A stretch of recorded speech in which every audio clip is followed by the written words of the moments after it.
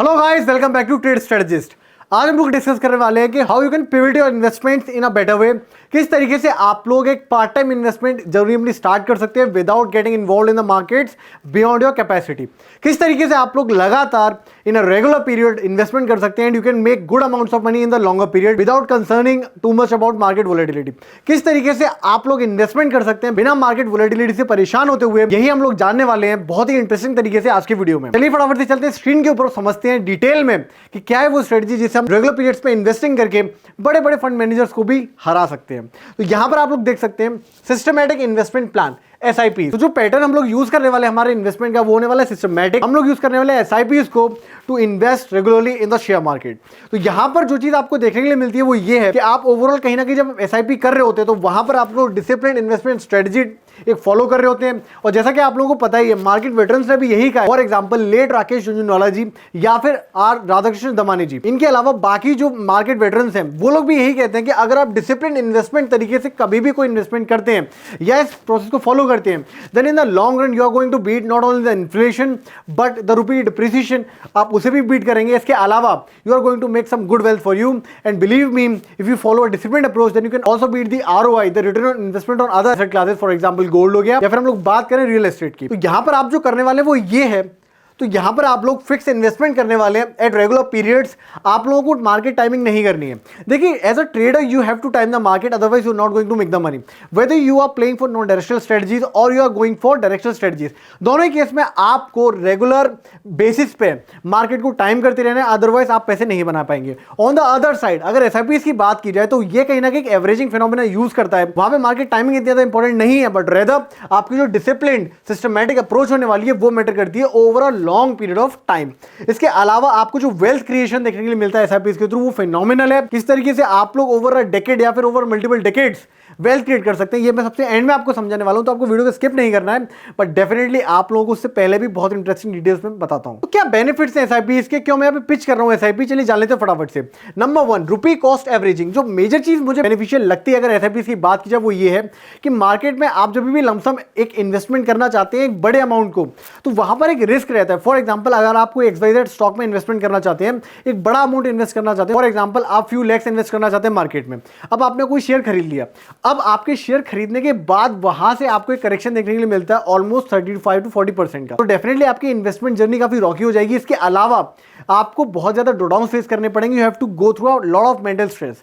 इससे बेटर क्या है, अगर आप लोग एक अच्छी जॉब कर रहे हैं, अगर आपके पास एक वेल सेटल्ड लाइफ है और आप एक वेल्थ क्रिएशन टूल की तरह शेयर मार्केट को यूज करना चाहते हैं, तो वहां पर आप इन्वेस्टमेंट इस तरीके से करिए कि आपका रिस्क भी मैनेज रहे और आपको वेल्थ भी बनते हुए देखिए in the longer time frame. देखिए सेबी भी यही कहता है, सेबी जो कि मार्केट रेगुलेटर है, इंडियन मार्केट्स को रेगुलेट करता है, वो भी यही कहता है कि लॉन्गर टाइम फ्रेम में अगर इन्वेस्टमेंट किया जाए तो वहां पर लॉस होने के चांसेस बहुत ही कम हो जाते हैं, रेदर आपको अच्छा पैसा भी बनते हुए दिखता है। अगर आप एक फिक्स अमाउंट इन्वेस्ट करेंगे एट अ पर्टिकुलर रेट, तो वहां से आपको हो सकता है एक रिस्क देखने के लिए मिले कि मार्केट में अगर वोलेटिलिटी बढ़ी तो आपका जो इन्वेस्टमेंट अमाउंट है वो शायद रिकवर ना हो और आपको गेन्स इतने अच्छे देखने के लिए ना मिले। तो इससे बेटर है कि आप लोग SIPs करिए जहां पे आपको एक रेगुलर इन्वेस्टमेंट अप्रोच को फॉलो करना है, रेदर देन कि आपके ऊपर एक बर्डन है मार्केट को टाइम करने का। इसके साथ ही साथ में जो कंपाउंडिंग इफेक्ट है वो बहुत शानदार तरीके से आपको देखने के लिए मिलेगा जब भी आप लोग SIPs को देखते हैं। तो अगर आप लोग SIPs में इन्वेस्ट करते हैं तो वहां पर आपको कंपाउंडिंग इफेक्ट भी बहुत ज्यादा शानदार देखने के लिए मिलता है। कंपाउंड का मतलब क्या है? कंपाउंड का मतलब है आपने कोई पैसा, फॉर एग्जाम्पल आपने 1000 रुपए इन्वेस्ट किया और आपको एक साल में रिटर्न देखने के लिए मिले 10% के। तो कंपाउंडिंग के चलिए जान लेते हैं फटाफट से। फॉर एग्जांपल अगर आपने 1 लाख रुपए इन्वेस्ट किया इन अ पर्टिकुलर ईयर, तो ईयर एंड होते होते आपको 10% का अप्रिशिएशन देखने के लिए मिला इन द मार्केट्स, तो आपका जो नेट इन्वेस्टमेंट था वो हो जाएगा 1,10,000 का। अब जो नेक्स्ट ईयर आपको मैं अज्यूम करके चलता हूं सेम रेट पे आपको कैपिटल गेन्स ऑब्जर्व होते हैं, अब जो आपको 10% देखने के लिए मिलेगा वो देखने के लिए मिलेगा 1,10,000 के ऊपर, तो ये हो जाएगा 11,000 का। तो अब आपकी जो नेट कैपिटल हो जाएगी आफ्टर 2 ईयर्स ऑफ गेन वो जाती है 1,21,000 के आसपास। इस तरीके से आप देखते हैं कि जो 1,000 का एक्स्ट्रा गेन आपको देखने के लिए मिला वो देखने के लिए मिला सिर्फ कंपाउंडिंग इफेक्ट से। अगर आप लोग लॉन्ग टर्म में इन्वेस्टमेंट करते हैं with disciplined approach, for example एक SIP के थ्रू, तो डेफिनेटली कंपाउंडिंग के बहुत ही शानदार रिजल्ट्स हमें देखने के लिए मिलते हैं। इसके अलावा आप लोगों को तो पता ही है कि मार्केट वोलेटाइल बहुत ज्यादा हो जाता है at very specific periods of time. For example covid का फॉल तो आप लोगों को याद ही होगा, मार्केट में कितनी ज्यादा वोलेटिलिटी आई थी। ऐसे टाइम पर बिल्कुल समझ में नहीं आता whether you should be in the market or you should be out of the market. Specially अगर बात की जाए रिटेलर की जो पार्ट टाइम बेसिस पे मार्केट में इन्वेस्टमेंट करना चाहता है, तो अगर वो स्टॉक्स में इन्वेस्ट करता है तो वहां पर उसे बिल्कुल भी समझ में नहीं आता है कि उसका जो पोर्टफोलियो है how it's gonna perform. whether he should hold his stock, let go of all his holdings. तो उस केस में क्या होता है, अगर आप एवरेज करते हुए हर महीने इन्वेस्ट कर रहे हैं इन अ पर्टिकुलर SIP, तो वहां पर आपके दिमाग में बिल्कुल भी लोड नहीं, बिकॉज यू नो कि India is gonna grow, India का डेकेड है ये, this 21st century belongs to India. तो इस केस में आपको एक चीज तो आपको बिल्कुल भी क्लियर है, वहां पे कोई डाउट नहीं है कि at the end of the day India तो ग्रो करने वाला है. और अगर इंडिया ग्रो करने वाला है, तो अगर इंडिया के साथ साथ हम लोग इन्वेस्ट करते हुए चलेंगे, फॉर एग्जांपल अगर आप लोग SIP कर रहे हैं निफ्टी में, जो कि मेजर इंडेक्स है जहां पर आपको क्यूमुलेटिव स्टॉक्स की एवरेज प्राइस देखने के लिए मिलती है, तो उस केस में आपकी जो इन्वेस्टमेंट है वो सेफ भी रहती है, रिस्क अवर्स भी रहती है, और लॉन्ग टर्म में आपको पैसे बनते हुए भी दिखते हैं. तो चलिए अब आते हैं मेन टॉपिक के ऊपर कि how you focus can start doing SIPs, किस तरीके से आप लोग SIP में इन्वेस्ट कर सकते हैं. तो यहां पर आपको अपने सबसे पहले गोल्स को डिफाइन कर लेना है, एक्जैक्टली आपकी गोल्स का इन्वेस्टमेंट जर्नी को लेके. सबसे बड़ी गलती जो यहां पे इन्वेस्टर्स करते हैं वो ये करते हैं कि दे गो फॉर ओवरनाइट गेन्स. उन्हें चाहिए कि मार्केट में 1 महीने या 2 महीने में उन्हें बहुत ही अच्छे रिटर्न देखने को मिले, जिससे कि उन्हें बहुत अच्छा पैसा बनते हुए दिखे. बट आप एक चीज भूल जाते हैं कि मार्केट से अगर आपको पैसे बनाने हैं, आप इसे वेल्थ क्रिएशन की तरह लेंगे, एक बिजनेस मॉडल की तरह लेंगे, definitely you can make some great amount of money with least effort. बिना कोई खास एफर्ट डाल के आप बहुत अच्छे रिटर्न बना सकते हैं. ऑन द अदर साइड, अगर आपकी गोल्स ही क्लियर नहीं है लाइफ को लेके, आप खुद ही अनक्लियर है कि exactly why you are starting the investment, तो उस केस में क्या होगा कि आप लोग इलिसिट स्टॉक टिप्स में फंस जाएंगे. आप लोग कुछ ऐसे स्टॉक्स में इन्वेस्ट कर देंगे जो कि बिल्कुल भी इन्वेस्टमेंट करने लायक नहीं है. तो आपको अपने गोल्स को बिल्कुल क्लियर कर लेना है. First you have to develop a personalised approach, exactly what you folks want from investment. इसके अलावा आपको देखना है जो रिस्क असेसमेंट है वो किस तरीके से आप लोग देखते हैं अपनी लाइफ को लेके, किस तरीके से आप लोग एक पोर्टफोलियो के ड्रॉडाउन को मैनेज कर सकते हैं, कितना लॉस आप लोग देखने के लिए तैयार हैं. अगर बात की जाए पोर्टफोलियो की, फॉर एग्जांपल अगर आप कोई स्टॉक में इन्वेस्ट कर रहे हैं, तो क्या आप तैयार हैं जब स्टॉक की 50% वैल्यू गिर जाएगी तो आप दोबारा उसमें पैसे डालेंगे? क्या आपको ये डर लगेगा कि अगर स्टॉक 200 रुपए से 100 रुपए आ गया, आपने 100 रुपए पे और इन्वेस्ट कर दिया, तो क्या वो 100 रुपए से 50 रुपीज दोबारा हो जाएगा? तो इस केस में क्या होता है कि आपकी जो इन्वेस्टमेंट जर्नी है वो काफी टफ हो जाती है, काफी आपकी बम्पी राइड हो जाती है. And that too for what? That too for just because you are being greedy. आप लोग थोड़ा ग्रीड कर रहे हैं, आप लोग मार्केट को एक बिजनेस मॉडल की तरह ना लेते हुए आप इसे ले रहे हैं एक लॉटरी गेम की तरीके से. तो आपको ये चीज नहीं करनी है. आपको रिस्क असेसमेंट करते हुए अगर आप देखेंगे तो आपको समझ में आएगा over a longer period of time, if you are investing for your family, if you are investing for your great future, then definitely SIPs is one of the best way to invest. देखिए अभी तक हमने समझ लिया कि SIPs बहुत अच्छे tool है इन्वेस्टमेंट करने के लिए, लॉन्ग टर्म में वो पैसे बना के देते हैं. अब बात आती है कि SIPs में एक्जैक्टली हमें करना क्या है. तो आपको फंड्स में इन्वेस्ट करना होता है. तो जो फंड्स है वो बेसिकली 2 टाइप्स के होते हैं. Number 1 ETFs which are exchange traded funds. इसके अलावा आप लोग देख सकते हैं म्यूचुअल फंड्स. इसके अलावा आपको म्यूचुअल फंड्स भी देखने के लिए मिल जाते हैं जो आपको ऑप्शन प्रोवाइड करवाते हैं SIP करने का. तो अब बात कर लेते हैं दोनों ऑप्शंस में डिफरेंस क्या हो सकते हैं. नंबर 1 के फंड साइज का यहाँ पे डिफरेंस आ जाता है. जो म्यूचुअल फंड्स हैं तो वहां पर कंपनी प्राइवेटली मैनेज कर रही होती है, वहां पर आपको एक्सचेंज पर जाके बाय या सेल करने की अपॉर्चुनिटी नहीं मिलेगी, आपको डायरेक्टली किसी म्यूचुअल फंड में इन्वेस्टमेंट करना पड़ेगा. अगर बात की जाए ETFs की, तो ये एक्सचेंज पे आपको ट्रेड होते हुए देखेंगे, आप खुद ही बाय सेल कर सकते हैं. आपको वहां पर जो बाय और सेलर रहते हैं वो इंडिपेंडेंट रहते हैं irrespective of the company which is starting N ETF. On the other side जो म्यूचुअल फंड्स हैं वहां पर आप लोग ट्रेड नहीं कर सकते अपनी यूनिट्स को, जो आपकी होल्डिंग्स हैं. ऑन द अदर साइड आप लोग या तो इन्वेस्ट कर सकते हैं या फिर अपनी इन्वेस्टमेंट को रिडीम कर सकते हैं. इसके अलावा आपको देखना है कि यहां पर जो एक्सपेंस रेशियो है वो किस तरीके से देखने के लिए मिलता है म्यूचुअल फंड्स में. देखिए म्यूचुअल फंड्स भी बहुत तरीके के आपको देखने के लिए मिल जाएंगे. जैसे for example quant mutual fund हो गया, या फिर कोटक का म्यूचुअल फंड हो गया, SBI का म्यूचुअल फंड हो गया, फिर इंडेक्सेस में म्यूचुअल फंड आपको देखने को मिलेंगे. निफ्टी का हो गया, निफ्टी 20 का, निफ्टी बैंक का हो गया, मिड कैप का हो गया. इस तरीके से आपको मल्टीपल म्यूचुअल फंड्स देखने के लिए मिल जाते हैं, जिसमें आपको डिफरेंट सेक्टर्स भी देखने के लिए मिलते हैं. इसके अलावा रिस्क एपिटाइट भी आपको डिफरेंट देखने के लिए मिलेगा. फॉर एग्जाम्पल जो मिड कैप का म्यूचुअल फंड है वो ज्यादा रिस्की है in comparison with Nifty 50. Reason being जो स्टॉक्स आपको देखने के लिए मिलते हैं मिड कैप इंडेक्स में वो काफी वोलेटाइल रहते हैं इन कंपैरिजन विद निफ्टी 50. अब आप लोगों के दिमाग में क्वेश्चन आएगा आप कि सर आप मना कर रहे हैं स्टॉक्स पे इन्वेस्टमेंट करने के लिए, but on the other side जो SIP है जो हम लोग कर रहे हैं किसी एक पर्टिकुलर इंडेक्स में, किसी एक पर्टिकुलर इंडेक्स के म्यूचुअल फंड में या फिर ETF में, वो भी तो स्टॉक से मिलकर ही बना हुआ है. तो उस केस में आपको सबसे इंपॉर्टेंट पॉइंट जो समझते हुए चलना है वो है डाइवर्सिफिकेशन. जब भी हम लोग इन्वेस्टमेंट कर रहे होते हैं SIPs के थ्रू किसी एक पर्टिकुलर म्यूचुअल फंड में या फिर ETF में, तो वहां पर हम लोग डाइवर्सिफिकेशन की पॉलिसी को यूज कर रहे होते हैं. हम लोग एक्जैक्टली किसी एक पर्टिकुलर स्टॉक में नहीं जा रहे होते, तो इससे हमारा जो स्टॉक स्पेसिफिक रिस्क है वो काफी कम हो जाता है. ऑब्वियस सी बात है अगर ग्लोबल इकोनॉमी में कोई टर्मोइल आता है, कोई यहाँ पे डेंट पड़ता है, तो वहां पर हमारा जो इन्वेस्टमेंट है ETF या फिर म्यूचुअल फंड का, वहां पे हमें पेपर लॉस देखने के लिए डेफिनेटली मिलेगा.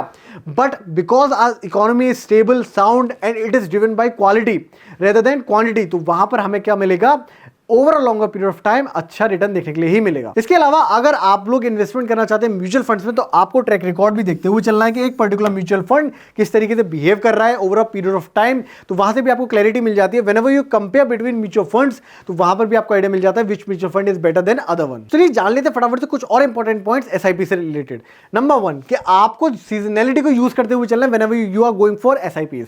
देखिए एसआईपी में आप रेगुलर टर्म पे इन्वेस्टमेंट करेंगे, इसमें कोई दो राय नहीं है, बट आपको एक और चीज समझते हुए चलने की एक कॉन्सेप्ट है सीजनैलिटी का। अगर आप लोगों को नहीं पता इसके बारे में, then definitely you can go on our channel, वहां पे आपको मिल जाएगा कि सीजनैलिटी क्या होती है, एक्जैक्टली किस तरीके से हमें यूज करना है। बट कोई बात नहीं, मैं आपको यहां पर भी एक ब्रीफ इंट्रोडक्शन दे देता हूं।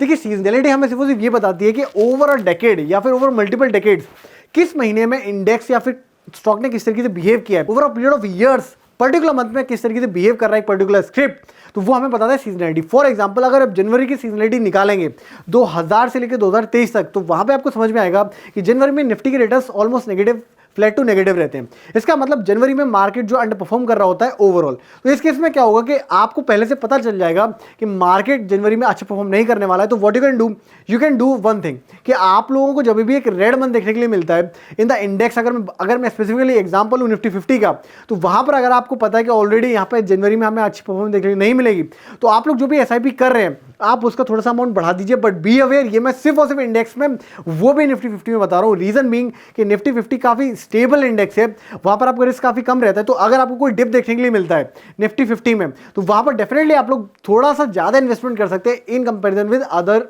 रेगुलर इन्वेस्टमेंट जो भी आप लोग करेंगे एसआईपी में। फॉर एग्जांपल अगर आप हर महीने 5000 इन्वेस्टमेंट कर रहे हैं और आपको एक महीना मिलता है जहां पे ओवरऑल मार्केट ने अंडर परफॉर्म किया, तो वहां 5 की जगह 7500 इन्वेस्ट कर दीजिए, जिससे आपको जो ओवरऑल एवरेज बनता हुआ दिखेगा वो थोड़ा सा और नीचे आ जाएगा। तो लॉन्ग टर्म में जो आपकी बाइंग प्राइस है वो थोड़ी सी और नीचे आ जाएगी। इस तरीके से आप लोग सीजनलिटी का यूज कर सकते हैं अगर एसआईपी की बात की जाए। इसके अलावा आपको जैसा कि मैंने बताया कि लॉन्ग टर्म पर्सपेक्टिव आपको दिमाग में हमेशा बनाते हुए चलना है। देखिए एसआईपी कोई ट्रेडिंग नहीं है कि आपको ट्रेड करके आप लेवरेज का यूज करते हुए स्विंग ट्रेडिंग कर रहे हैं या फिर ऐसा कुछ इन्वेस्टमेंट कर रहे हैं, ऐसा बिल्कुल भी नहीं है। आप लोग कोई लेवरेज का यूज नहीं कर रहे हैं, rather you are banking upon the long term sustainable growth our nation is going to have. तो आप लोग उसके ऊपर बेट कर रहे हैं, which is a very great thing to do. Actually आप लोग सपोर्ट कर रहे हैं इकोनॉमी को इनडायरेक्टली। इसी के साथ साथ तो आप लोगों को क्या समझ में, आपको समझ में आता है ये एक विन विन सिनेरियो है। आपने जो इन्वेस्टमेंट किया वो कंपनीज के यूज में आने वाला है। ऑन द अदर साइड जब कंपनीज अच्छे परफॉर्म करेंगी तो उनके जो प्रॉफिट्स होंगे उससे आपकी भी वेल्थ ग्रो होने वाली है।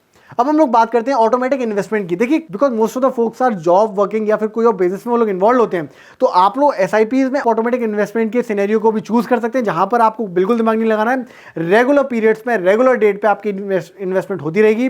इस तरीके से आपको क्या होगा, बिल्कुल भी हेडेक नहीं रहेगा कि whether you should invest at a particular date or you should just avoid it. आपको एवरेजिंग सिंपल सी होती हुई दिखेगी over a longer period of time.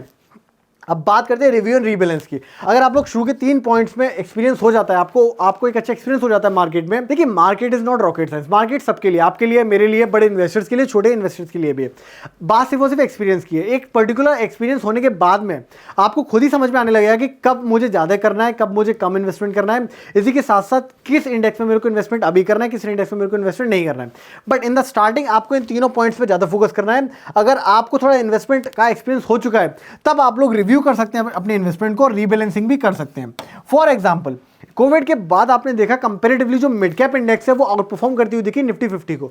तो आपको एक सिंपल सा सिनेरियो पता होना चाहिए कि कभी भी जो स्ट्रॉन्ग स्टॉक्स है, जो स्ट्रॉन्ग सेक्टर है, वहां पर आप इन्वेस्टमेंट ज्यादा कर सकते हैं इन कंपैरिजन विद दो stocks which are lagging back. Reason being जो रिलेटिवली ज्यादा स्ट्रॉन्ग है with the broader index like Nifty 50, उसके चांसेस हाई रहते हैं अच्छे रिटर्न देने के लिए in comparison with weak laggard. Because in market जो स्मार्ट मनी है वो पीछे है उस इंडेक्स के जो डेफिनेटली आउट परफॉर्म कर रही है मेजर मार्केट को। तो इस तरीके से इस छोटी सी रीबैलेंसिंग स्ट्रेटजी को आप लोग यूज कर सकते हैं to enhance your overall portfolio return. तो देखिए वीडियो को खत्म करने से पहले मैं आपको एक बहुत ही इंटरेस्टिंग सा एग्जांपल बताने वाला हूं, जिससे आपको वैल्यू समझ में आएगी लॉन्ग टर्म इन्वेस्टमेंट की।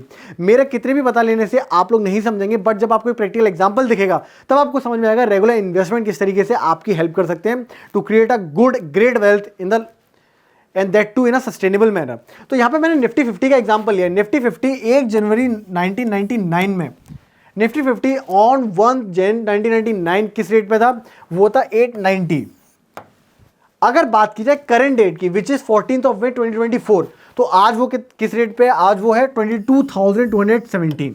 तो आप लोग देख सकते हैं 25 साल में आपका जो आरओआई बन के निकलता है वो निकलता है 2394%, विच is a very great return. अगर आप बात करें चलें 25 साल में आपका अगर अगर आपने 1 रुपये इन्वेस्ट किया होता वो होते आज 23 रुपए। तो अगर आपने 1 लाख रुपए इन्वेस्ट किया होता ऑन 1 जनवरी 1999 तो वो आज आपको 23 से 24 लाख रुपए बना के दे रहा होता।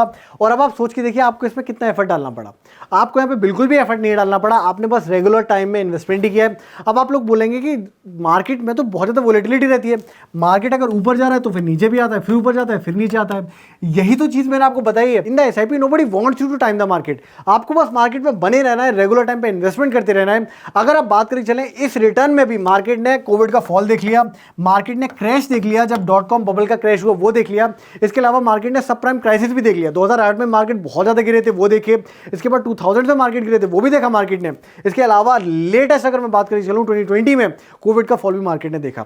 सब कुछ हो जाने के बाद भी जो लॉन्ग टर्म में इन्वेस्टर्स हैं उन्होंने नेट में कितना अच्छा रिटर्न बनाया है।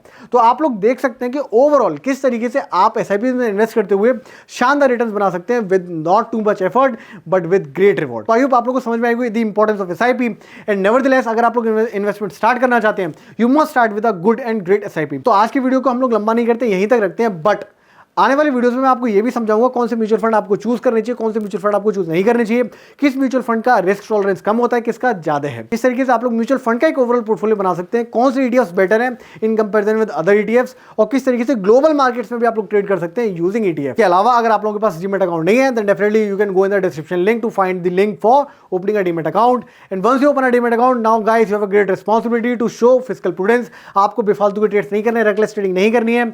Follow a certain path for investment और trading journey and definitely you will be successful in the long run. अगर आपको हमारा कंटेंट पसंद आ रहा है, वीडियोस पसंद आ रहे हैं, then definitely share with your friends, hit the like button, subscribe our channel. मिलते हैं नेक्स्ट वीडियो में।